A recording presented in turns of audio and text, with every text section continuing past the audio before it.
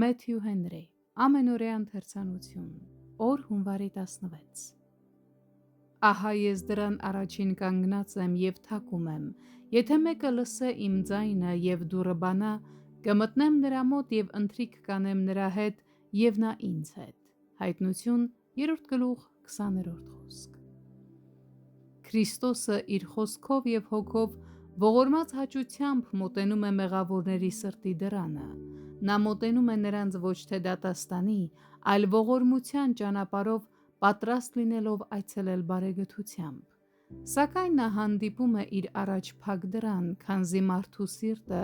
բնույթով փակված է Քրիստոսի հանդեպ իր անգիտությամբ, անհավատությամբ և մեղավոր նախապաշարումներով։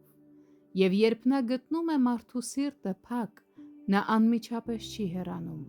այլ իր ողորմությամբ սպասում է այնքան, մինչև անգամ իր գլուխը ցողով լցվի։ Նա գործադրում է բոլոր պատշաճ միջոցները մեղավորին արթնացնելու և սիրտը բացելու համար։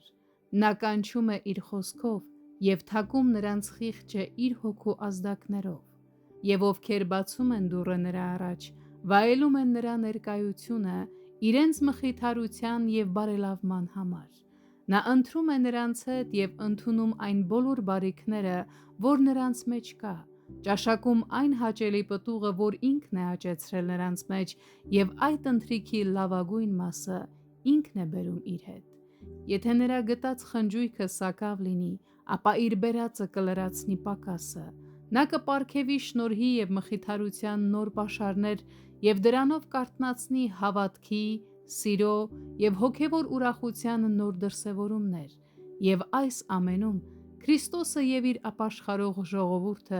պիտի վայելեն այս քաղցր հաղորդակցությունը միմյանց հետ։ Ավաղ, ինչ մեծ կորուստ են կրում անփույթ ու համառ մեղավորները, երբ հրաժարվում են բացել իրենց սրտի դուռը Քրիստոսի առջև։